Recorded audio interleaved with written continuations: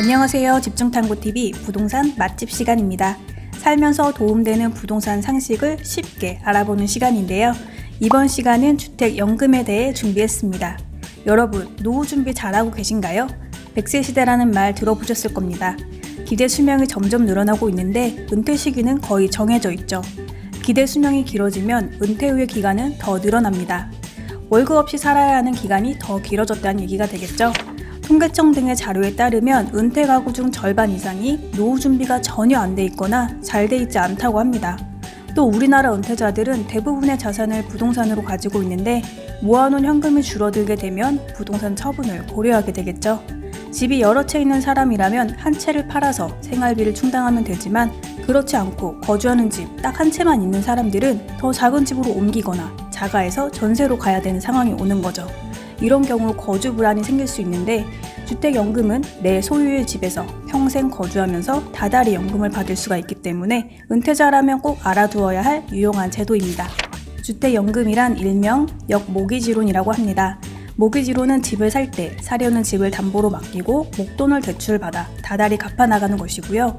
역모기지론은 보유하고 있는 집을 담보로 맡기고 생활비를 연금 형태로 다달이 받다가 만기에 일시상환하는 방법입니다. 주택연금은 부부 중 한 명이 만 60세 이상이면 가입이 가능하고요.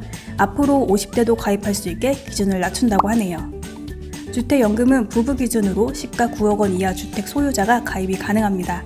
다주택자는 주택 합산 가격이 9억 원 이하일 때 가입이 가능하고요. 예외적으로 2주택자의 주택 합산 가격이 9억 원을 초과할 때는 1주택을 3년 이내 매도하는 조건으로 가입할 수 있습니다. 만약 3년 내에 안 팔게 되면 연금이 중단되게 됩니다. 참고로 말씀드리면 기준 가격을 시가 9억 원에서 공시가 9억 원으로 개정해 가입 대상을 확대한다고 합니다. 연금 가입 대상 주택은 일반주택, 상가주택, 노인복지주택이 등록 가능하고요.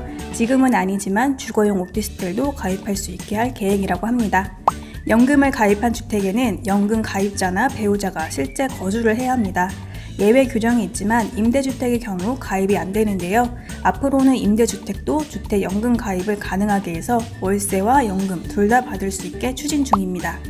주택연금 지급 방식은 죽을 때까지 받는 종신 방식, 가입자가 지정한 기간 동안만 받는 확정 기간 방식, 주택담보대출 상환용으로 사용하고 남은 금액을 월 지급금으로 받는 대출 상환 방식, 그리고 기초연금 수급자이면서 소액의 주택을 가지고 있는 사람들이 가입할 수 있는 우대 방식이 있습니다.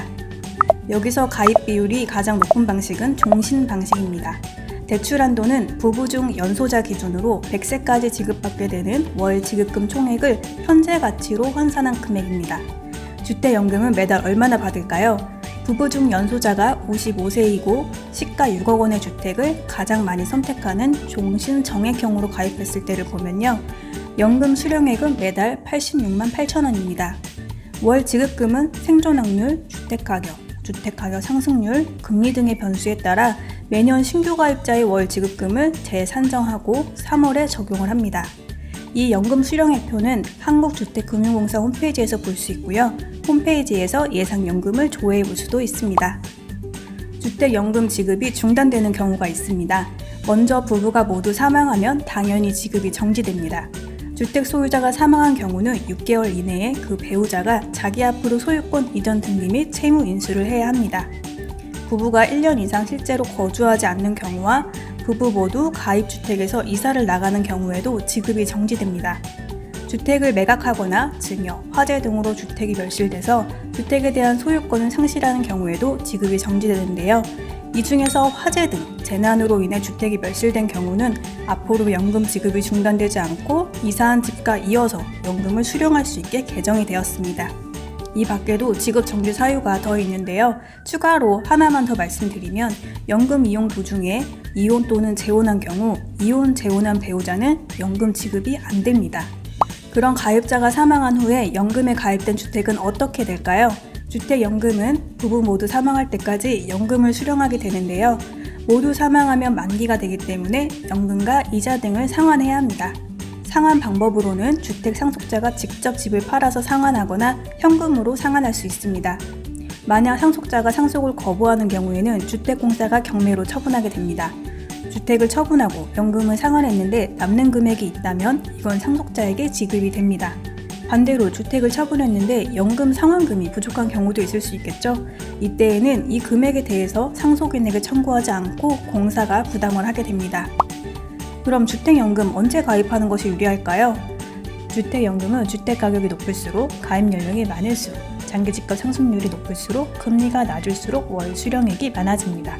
주택가격 상승기라면 좀 천천히 가입하는 게 낫고요. 하락기라면 더 떨어지기 전에 빨리 가입하는 게 좋겠죠. 하지만 2007년 주택연금 출시 이후에 연금액은 매해 1.3%씩 줄어들고 있다고 합니다. 주택연금 가입이 늦을수록 연금액이 줄어들기 때문에 주택연금 가입은 빠르면 빠를수록 좋겠죠. 오늘 이렇게 주택연금에 대해 알아봤는데요. 내 집에서 쭉 거주하면서 연금을 받을 수 있고 내가 사망하더라도 내 배우자도 사망 시까지 연금을 계속 받을 수 있습니다. 만기로 연금 상환을 할 때도 부족분에 대해 상속인에게 청구하지 않기 때문에 자녀에게도 부담이 되지 않죠. 안정적으로 노후 자금을 마련할 수 있는 가장 쉬운 방법, 주택연금 소개해드렸습니다. 다음 시간에도 알찬 정보 가지고 올게요. 잠깐, 오늘의 추천 메뉴는 치맥입니다. 치맥은 항상 옳습니다. 요즘 한참 휴가 기간인데요. 물놀이 조심하시고 시원한 휴가 보내고 다시 만나요.